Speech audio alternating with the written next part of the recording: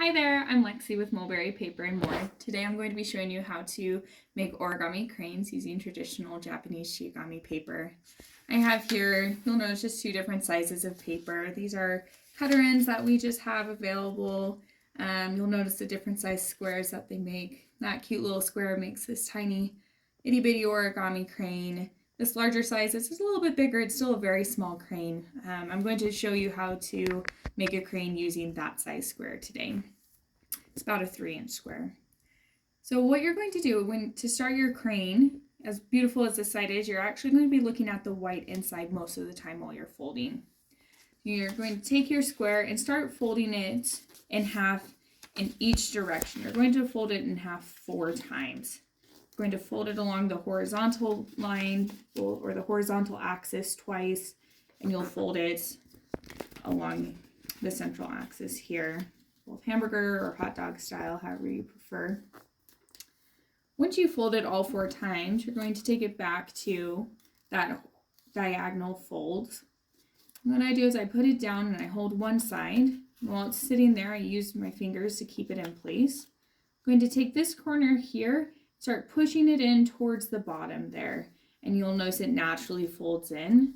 I'm going to take the top flap and sit it down like that. I'll show you again on this side. I'm taking the top flap here, pushing it down in towards that center fold, helping it along the way, and then pushing the flaps down. Notice there's an opening at the bottom here. When you make your folds, all of your folds, the bottom are going to point to the open end. So you'll take each of the 4 flaps along the side of your new square here, and you're going to fold them in towards that center fold line, just right there for you to see. You're going to do that 4 times all the way around. Again, making sure that you're folding from the opened end and not the closed end of the diamond. These are actually just folds that will help you as you go along make future folds. I'm going to take this top little triangle here that's left at the top of those folds. I'm just going to fold it down on one side again. It's a fold to help future moves. Once you have these all folded in, you're actually going to unfold them. So you're back to that diamond, that square rotated. And with the open end here, we'll take the top flap, just the very first layer. You'll notice you're looking at the white inside. You're going to start pulling it back. Now where you made that fold, you'll notice it starts creasing there. And as you pull it back, the edges are going to start folding in. That's thanks to those folds you just made. So as they fold in, you'll help them along and press them flat. You're going to get that long diamond shape. You're going to flip it over and do the same on the other side. You take the top layer, start pulling it back, and the sides will naturally start folding in. Once you do that on all the sides, I'm going to have this long diamond shape. And again, you're going to take the flaps like you just did a couple steps ago, and you're going to fold them in towards that center fold line there.